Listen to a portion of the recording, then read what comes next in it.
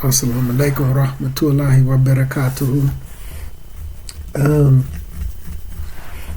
I've been advised to, since Ramadan is about 4 months away, the companions used to, some of the salad, used to start to prepare for Ramadan 6 months in advance. And then some would start to prepare for Ramadan 3 months in advance. They kind of looked at it as like sowing seeds, planting a garden, so that by the time Ramadan came in, their deeds, their ibadah, their sadaqah, just different things, their studying patterns, memorizations of Qur'an. They study hadiths then. So everything would be in the full circle and into fruition when Ramadan came. So I've been advised to start pushing towards building a relationship with the Qur'an. So what I'm going to do, this is a short classroom book, Introduction into the Science of the Qur'an, right? So, and it says it's, as you can see right here, a concise text introducing the foundational topics covered in the field of Quranic studies, including revelations, compilations, and preservation.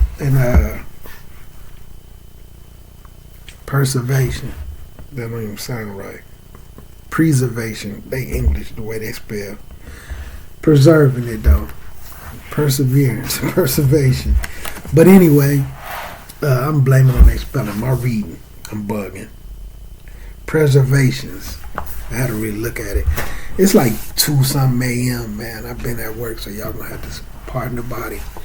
But anyway, so we'll start with a little bit of the science of the Quran, and then we'll just go into reading the Quran, Bismillah Allah Ta'ala, and then it may turn into some of the little sessions I do when I read the Quran, and just show how I go when I'm reading the Quran, and then certain things I may go look at the tafsirs on it, and then I may go to one of the 6 mother books of hadiths and start to look at certain hadiths that match with the ayats. So it may just be turned into a little bit more than just reading the Quran in itself in English. So, just to try to get the people geared towards getting into their Quran, that way, they'll be, they got 4 months, 3-4 months to really start getting themselves together when Ramadan hit, as opposed to picking your Quran up the first night that Ramadan has been announced for Taraweeh. Then you start reading your Quran. You want that feeling, you want that enthusiasm in you when Ramadan hits, so that you can get through it and you don't fall off with your Quran reading in the first week or 2 weeks in or whatever. So this is an introduction. I'm not going to read the whole introduction, but I will skim through it a little bit. So Bismillahir Rahmanir Rahim. All thanks and praise are due to Allah subhanahu wa ta'ala, the Lord of the worlds, and may His peace and blessings be upon His last and final messenger, Muhammad sallallahu alaihi wasallam, and his family, his companions, and those who follow them until the end of time. So inshallah ta'ala, that would be us, right? So without a doubt, the Quran is the most important book in the life of a Muslim. That is because the Quran is not simply a book, It is the divine speech of Allah subhanahu wa ta'ala. His words revealed to the Prophet Muhammad sallallahu alaihi wasallam.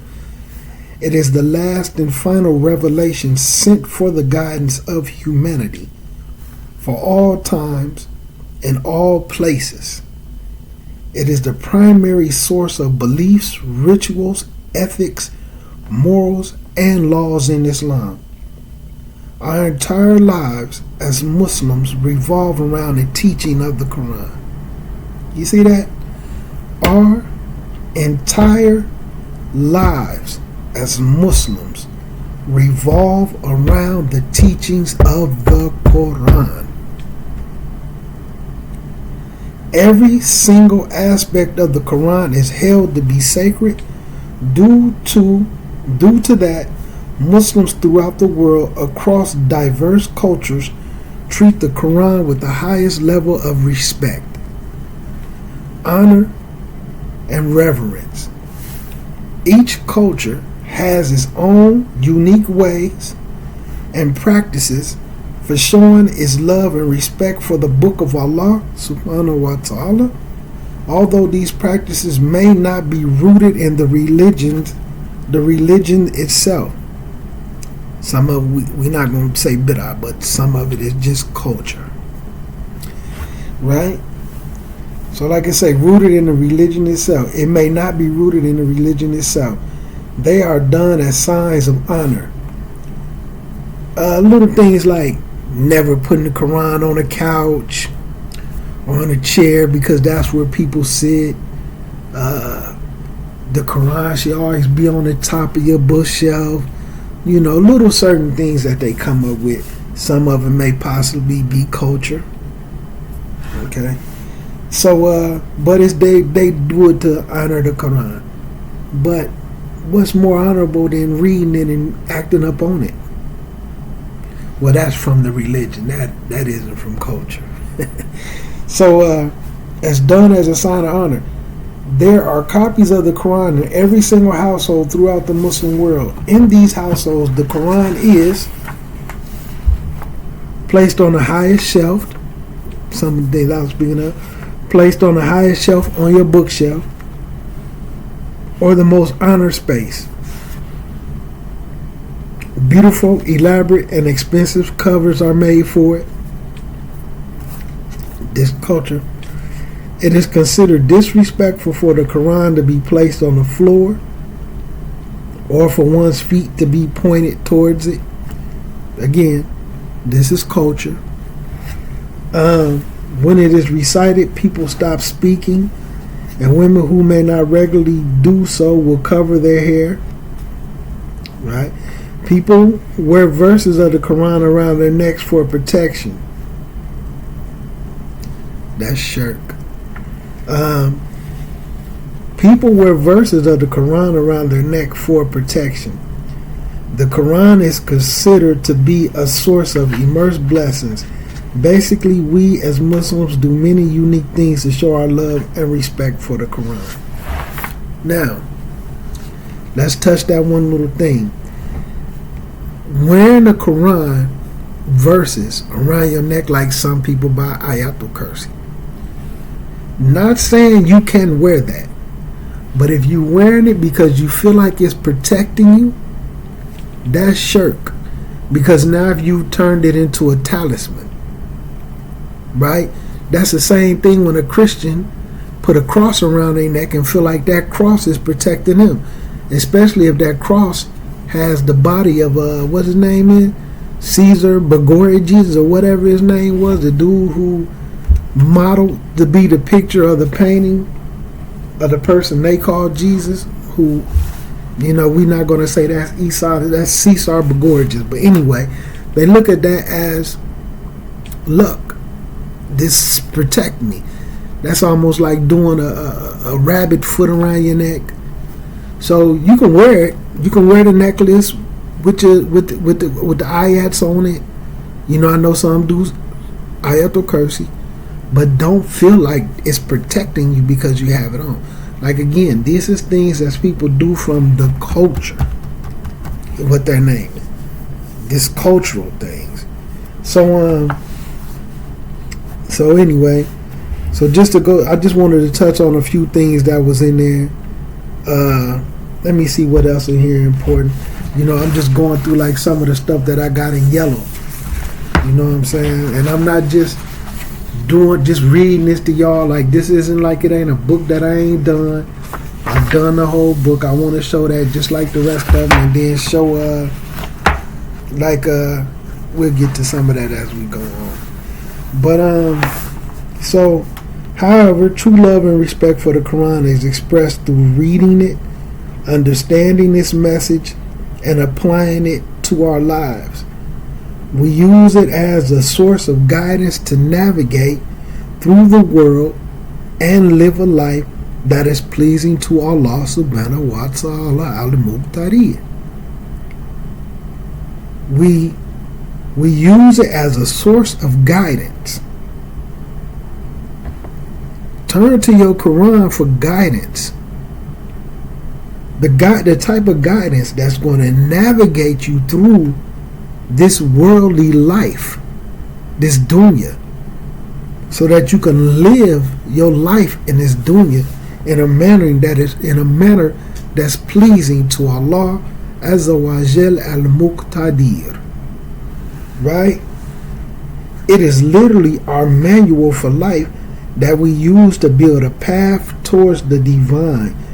It is supposed to be our inspiration, our encouragement, and a tool we use to deal with the challenges of life. It contains guidance for every single aspect of our lives: theological, spiritual, individual, communal, economic, and political. The primary objective of the Quran is for us to think, ponder, and reflect over its meanings and messages. As Allah subhanahu wa ta'ala tells us, this is a blessed book which we have revealed to you, O Muhammad sallallahu alayhi wa sallam, that they may reflect upon its verses, and that those of understanding would be reminded. However, in order to do so, we have to actually have an understanding of the Quran and its message. We have to have an active, engaging relationship with the words of Allah subhanahu wa ta'ala.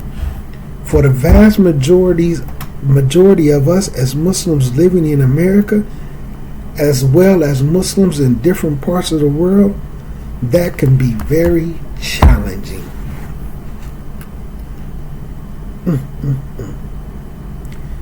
So this was a course that I had took, right? So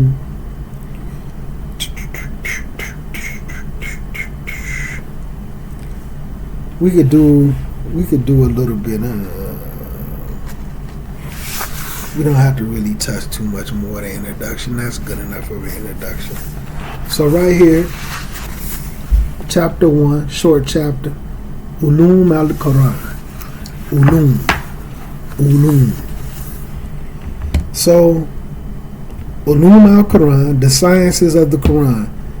Before approaching the study of any discipline, it is part of the Islamic scholarly tradition to first discuss a few preliminary remarks regarding that discipline.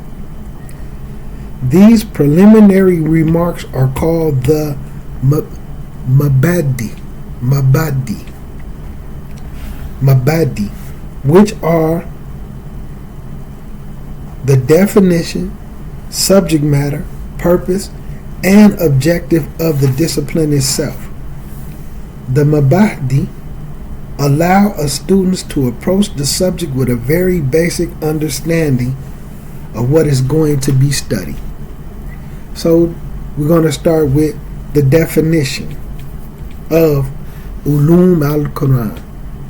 Ulum al-Quran is a compound structure made up of two words. Ulum al-Quran. Ulum is plural of ilm, right? Which means knowledge. on a layman's term. Ilm is actually more than just knowledge, but in Arabic, but for the what they refer to things as a layman's term, not saying that as a disrespectful term, like I'm not a layman. So as a layman's term, we're gonna just keep it basic as knowledge, right? So ilm, which means knowledge, and in the context, it means a science, a discipline, study, or branch of knowledge in the context of ilm al-Qur'an. So, I mean, ulum al-Qur'an, which is ilm plural. So basically, this is, to take it in those words, this is science of the Qur'an, discipline of the Qur'an, study of the Qur'an, or a branch of knowledge of the Qur'an, such as tafsir is a branch, right? Al-Qur'an is the proper name for the final revelation of Allah subhanahu wa ta'ala, sent for the guidance of mankind. A detailed definition of the word will be mentioned in the next chapter. The term is usually translated as the science of the Qur'an or Quranic studies. So the subject matter. The science of the Qur'an is an extremely vast field of Islamic scholarship that deals with the study of various aspects of the Qur'an. It discusses the revelations, preservations, compilations, order and arrangement of the text itself. It covers the subject matter of the Qur'an, the causes of revelation, the classification of verses and chapters into Makki and Madani, the concept of abrogation, the miraculous nature of the Qur'an, and other various discussions related to the Qur'an. Basically, it is the branch of knowledge that gathers all of the various fields of studies associated with an aspect of the Qur'an. Now, just to speak on that kind of briefly, where it says the causes of revelation. Sometimes knowing what caused the revelation is extremely important because the fiqh can be in it. A better understanding can be in it. Like, what was the situation, or was it a dua, or did somebody go ask the Rasul something and the Rasul didn't know the answer?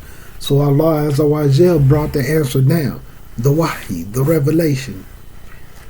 So the science is going to what caused that particular verse in the Quran or that chapter or those verses to come down that Allah revealed in it.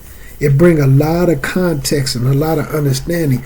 And these is the type of situations that let you know, not saying that certain things from the Quran can't be applied to our everyday life. And the way we live in, we can use the Quran, certain aspects of it. That's not to say that we can't do that. But it is to say you can understand the Quran just any kind of way that you want to. There were situations that came about that was why certain ayahs and different things was revealed. So then there's the arrangement of the text itself, because we know the Quran was revealed, some people will say, over the course of 23 years. Some will say Islam was revealed over the course of 23 years, but the Quran was revealed over a course of 20 years. Due to the fact of the reports, there was no Quran for the first 3 years of the deen. So anyway, the Quran was revealed over a course of 23 years. So it was coming down periodically. So it was arranged a certain way. Who came up with this arrangement? These things will be touched upon. Because a lot of people have misconceptions about the way the Quran is arranged. Now, there was a certain way to read it. So the second thing is there's ayats that's been abrogated. So at one point these laws, certain things in the Quran, hands down, law, Sharia. No ifs and buts about it. Then certain things changed, and those things came down. Like, for instance, we won't say salah, but there was definitely a form of prayer that wasn't salah. Your 5 regulars. So there was dua, right? Some of the people who had their forms of praying to Allah, the way they did it, just to give them, whether they got on 2 knees and did like this.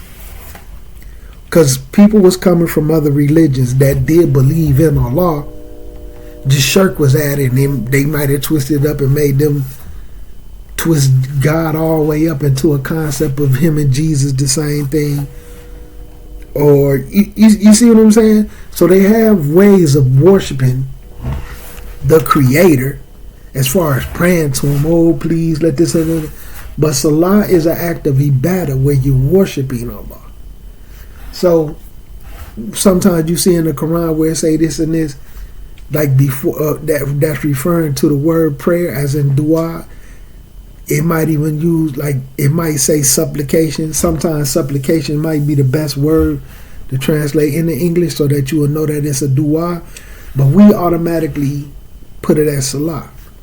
But it could have been before salah was revealed. So then when the abrogation came down, this turned into salah. Then those verses, not to say that they was done away with, because there's still some fiqh in them, but there is some verses in the Quran that has been abrogated. So it is good to know those things, because now this is one other beautiful thing too. The Quran and Sunnah go hand in hand. The ijma, the way the Salaf, the Sahaba, which is part of the Salaf, and the Salaf understood it. Right? When those ayats in the Quran was abrogated, so was the hadiths that went with them. So sometimes individuals may try to use an old hadith, an abrogated hadith, because the Quran ayats was abrogated, as dalil for the new ayats that came. You see what I'm saying? So you have to know the science of the Quran, you have to know the science of hadiths, because some people can dupe you with that. Use an abrogated hadith for a non-abrogated Quran ayat as dalil, and sometimes for the purposes of winning an argument. That's very important. So again, the concept, you got to understand. So the causal revelation, the classification of verses, the chapters into Makki and Madani, the concept of abrogation, the miraculous nature of the Quran, and the various discussions relating to the Quran. Basically, it is a branch of knowledge that gathers all the various fields and studies associated with any aspect of the Quran. The purpose of studying the science of the Quran is to understand the final revelation of Allah subhanahu wa ta'ala properly, in the light of how the Prophet sallallahu alaihi wasallam, his companions, may Allah be pleased with them, and their students, the Salaf, as-Salih, the Tabi'in, Wa'atbat Tabi'in, understood it, and may Allah be pleased with them all. So you understand how they put that, not only how the Rasul understood it, but how the people he taught understood it, and how the people they taught understood it, and then the ones they taught, because you got to do the best 3 the first four generations, how they understood it. Because let me tell you something. You can't understand it how you want to if it go against any way that they understood it. Because if the Rasul would have made a mistake in his teaching it, then Allah would have checked him on that and corrected it. So when that ayah came down, on this day I perfected your religion for you, that's Qur'an, that's Sunnah. It was perfected, baby. So for you to come add your imperfection to perfection is preposterous, or whatever type of word an individual can come up with. For you to come add your imperfection to perfection is just utterly despicable and ridiculous. You can't understand the book of Allah, the speech of Allah, revealed to the last prophet and messenger, sallallahu alaihi wasallam, who taught it to the companions and the Muslims of the Ummah of that time perfectly. Because Allah Azza wa Jal said He perfected it. Anything outside of that perfection is an imperfection. So for you to come up and think you could just do this Quran and understand it and live it the way you want to, it's blasphemy, man. It's blasphemy. It's mind blowing that individuals will add their imperfections to this perfection. But you know what? You're going to stick out like a sore thumb for those who know better. For those who know better. Because no matter how good you may sound to somebody who don't know no better, they're going to be able to see, they're going to be able to look at your character and what you're doing at the time or what's going on in your life to sit down and say, you sound good, but some ain't right. You know what I'm saying? It's a little stench. They're gonna be able to smell that stench, baby. And if they don't smell that stench, it's because they up on the exact same things that you desire. That's not accurate and it's not correct.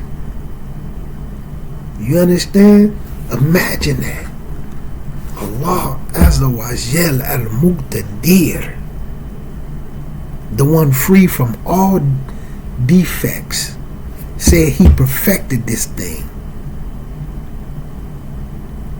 His Rasul, His messenger, wa Nabi, and prophet, sallallahu alaihi wasallam, taught it perfectly. Taught it perfectly. And they understood it perfectly. Now, not to say all their actions was perfect, they did, but their understanding, because if it wasn't, now a reason why I'm saying that, because look at the things they started to fall into after the Rasul Allah passed away, which we will get into.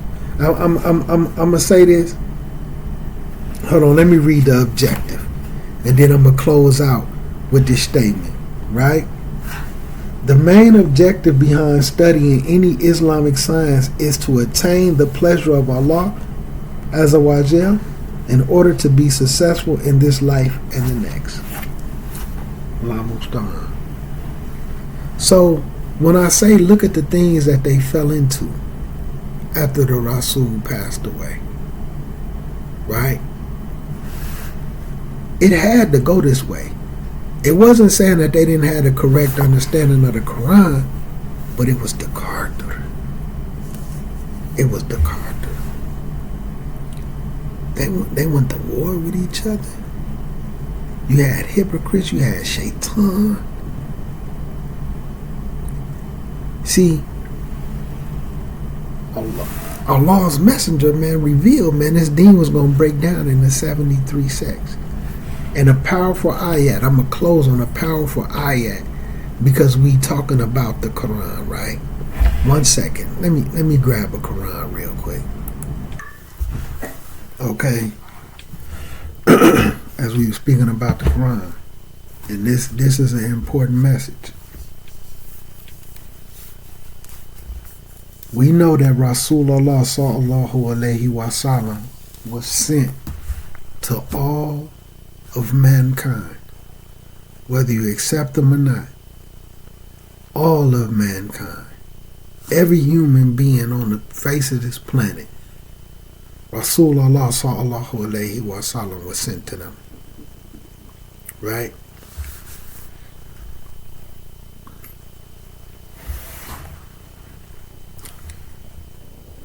Keep that in mind. Rasulullah sallallahu alaihi wasallam was sent to them. Right? All of mankind. Everybody. So in Al-Isra, Surah 17, ayah number 15. Whoever goes right, then they go right only for the benefit of their own self. Alhamdulillah. And whoever goes astray only goes astray to his own loss. No one's laden with burdens can bear another burden. So nobody can bear the burden. Nobody can bear the sins of burden of the next person. Right? And we never punish. Right? Respective plural. Allah will never punish until he has sent a messenger first. Now there's other ayats, but basically it's this. Before it's all over with. So look at the ruins, the way the Egyptians was. They're no more. Look at all the great empires, like your King Solomon's. Well, I said King Solomon, like the guy who was a prophet, and David, Prophet Dawood, and them. Look what they had. It's no more. Allah give us a lot of examples of the people of the past, and He destroyed them all. If Allah sent a messenger, but Allah never punishes any population, any people, until He sent a messenger first. Allah was sent to all of mankind. You know what I mean? It's over with. It's over with. No matter how much time it takes, it's over with. That means the end of humanity is just a matter of time. Why you think we waiting for the hour? Signs of the hour. For us, everything, this planet, everything, it's all a matter of time. It's over with. So you better get yourself together, because it's an extremely strong possibility that our generation, the people in this time, is going to die before the hour is established. Right? But you better get yourself together, man, because it's over with. Allah sent us a messenger.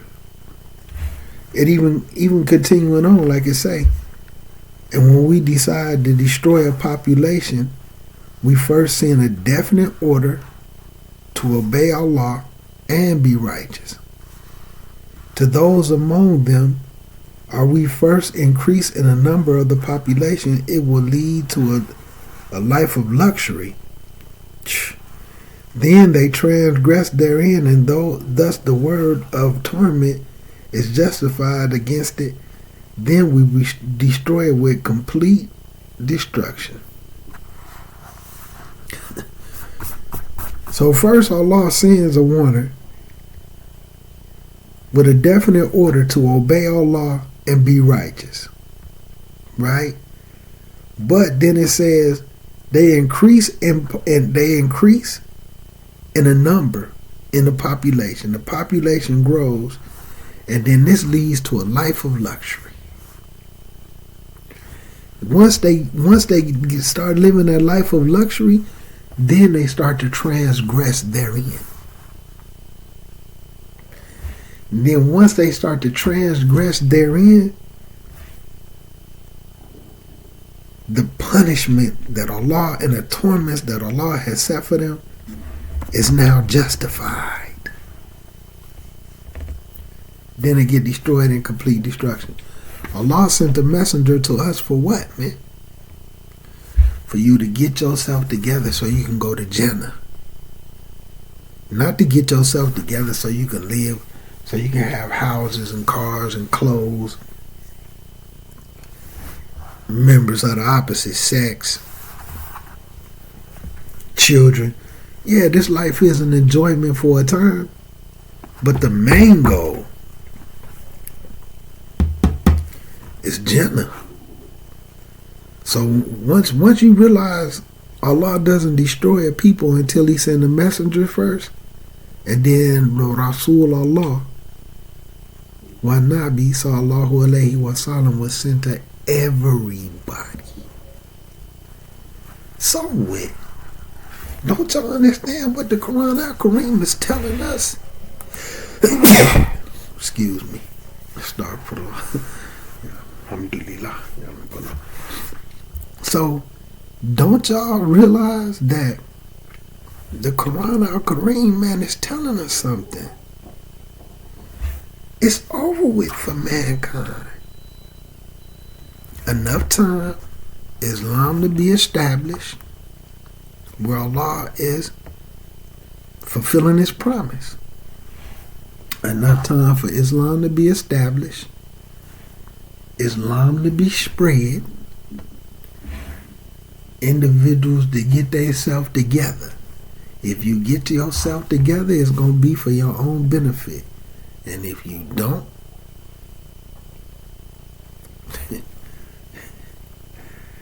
hey, and if you don't,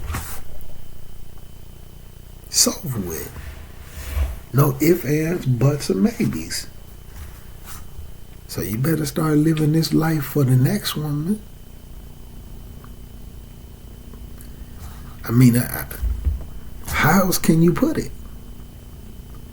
Don't you understand what your Quran is telling you? And then the Quran is constantly giving you examples of the people that came before us and what they fell into and what happened to them. And then tell us, after Allah tells us in the Quran the mistakes they made, why He punished them the way He did. And then tell us what? Don't be like them.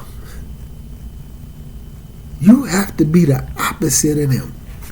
What's one of the main things the Jews did that the Quran let us know?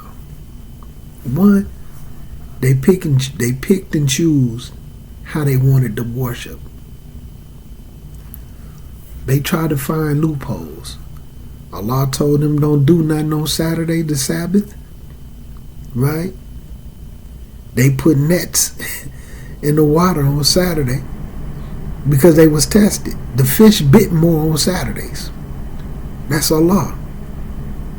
But they can't do nothing on Saturday, the Sabbath.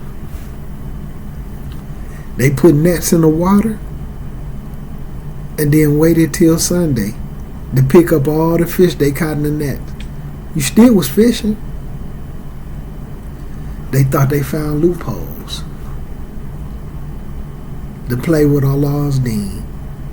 And then they started to change the words, but they changed the words in the book. They went and changed the books. Like the Qur'an says, that thing y'all running around calling the Bible, Allah sitting down telling you, they went and changed it with their hands.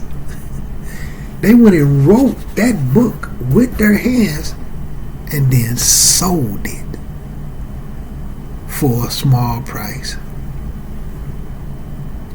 Allah tell you what they did with it.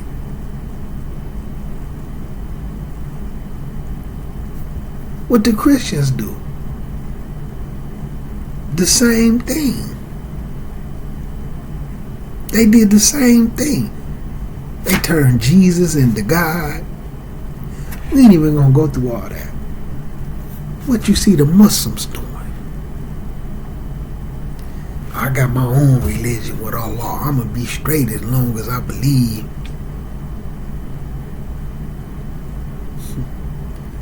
You keep on thinking that. Because I'm gonna tell you something. A lot of the Muslims, man, who be that I've encountered, that be like, man, I'm straight as long as I believe. Allah know my heart. But you know the funny thing, you ain't even straight right now. You ain't even straight right now.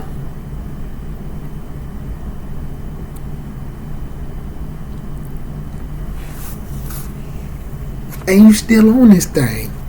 And the thing that's so, and I'm sitting up saying, they be knowing their life. I'm saying from the ones I've heard, they be knowing their life. They don't even be good.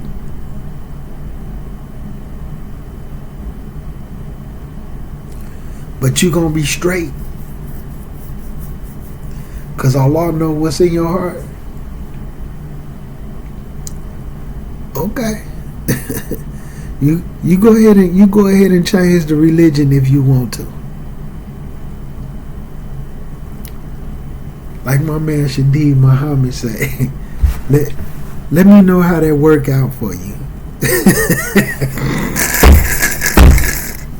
Hey, let me know how that work out for you.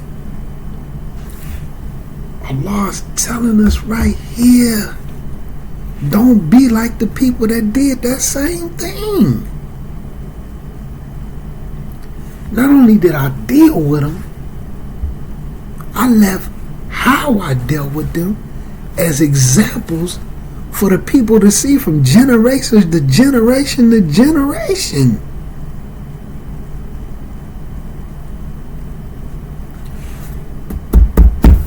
So it's time to get into that Qur'an, man.